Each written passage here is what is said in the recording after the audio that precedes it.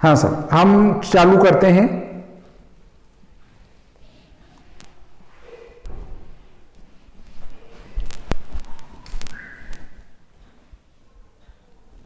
हम चालू करते हैं। देखिए हमने क्या निकाला, एक सामान्य बात है, जो अभी तक निकाला वो आपको आता है सब कुछ। सबसे पहले हम सूर्योदय कालिक या अपने जो भी ग्रह स्पष्ट हैं, 5.5 के हैं तो 5.5 के, 6 के हैं तो 6 के, सूर्य चंद्र लेंगे, बाकी ग्रहों से हमें कोई लेना देना नहीं है। ग्रह स्पष्ट, सूर्य चंद्र और उनकी गतियां लेंगे। इन दोनों गतियों को लेने के बाद में हम फिर अमा समाप्ति काल देखेंगे, अमावस्या का समाप्ति काल, जिसको पर्वांत भी कहते हैं और दर्श घटी भी कहते हैं उसको। अब अमावस्या के समाप्ति काल में से हम घटा देंगे ग्रह स्पष्ट का समय। ग्रह स्पष्ट का समय घटाकर हम उस अमावस्या के समाप्ति काल के सूर्य चंद्र स्पष्ट करेंगे।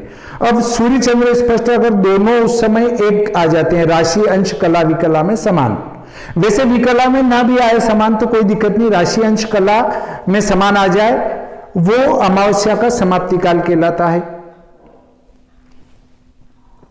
इस अमावस्या समाप्ति काल को एक तरफ रख दिया हमने। अब एक काम क्या किया हमने, सूर्योदय निकाला और दिनमान निकाला। सूर्योदय को हमने एक जगह रख दिया, दिनमान का आधा कर लिया, दिनार्ध हो गया। इनमें आपको कोई अभी तक कोई शिकायत नहीं कि हमें यह समझ में नहीं आ रहा।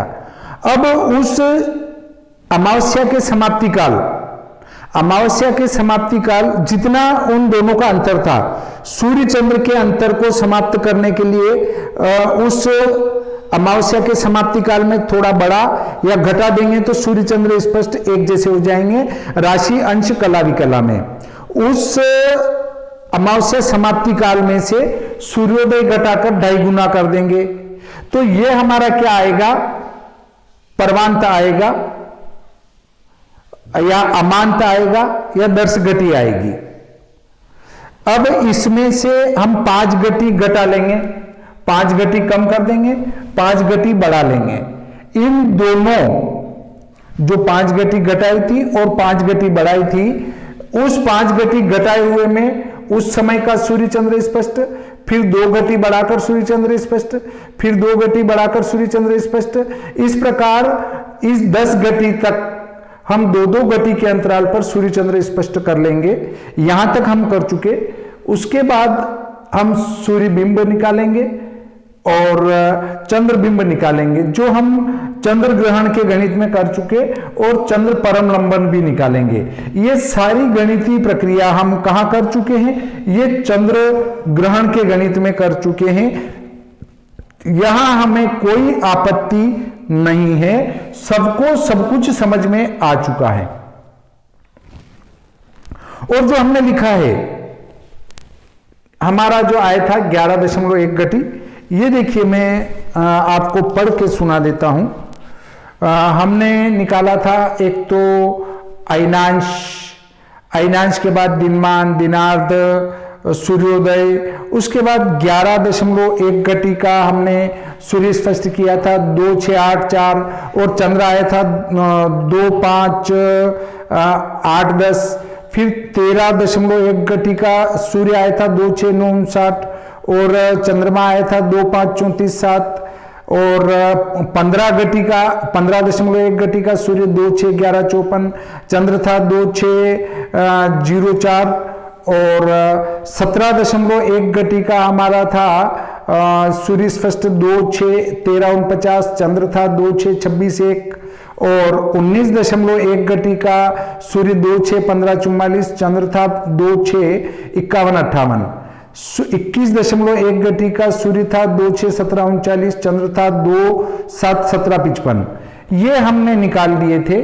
अब हमको निकालना है जो उस ग्रहण से अलग गणित होगी, वो चंद्र घटी गति,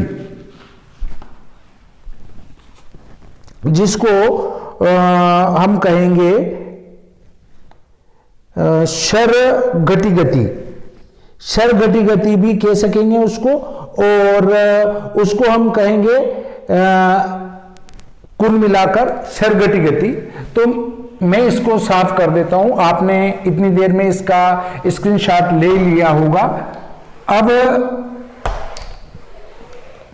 इन सबको मैंने नहीं लिखा है, तो पहले आप मेरे को लिखवा दें कि जो मैंने साफ किया है वो क्या क्या था, तो मैं उसको लिपिबद्ध कर लेता हूं ताकि आगे के गणित में हमें इसकी आवश्यकता लगेगी, आवश्यकता महसूस होगी, तो आप मुझे वो बोल देंगे तो मैं लिख लूंगा।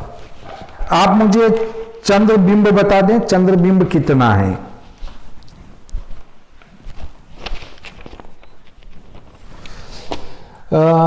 चंद्रबिंब 31 कला और सूर्यबिंब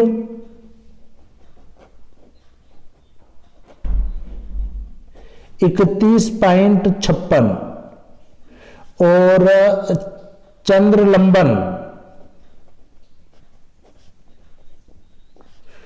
56.84। इस गणित को एक बार टेस्ट कर लेना, कहीं मिस्टेक हो तो उससे मेरे को अवगत करा देना।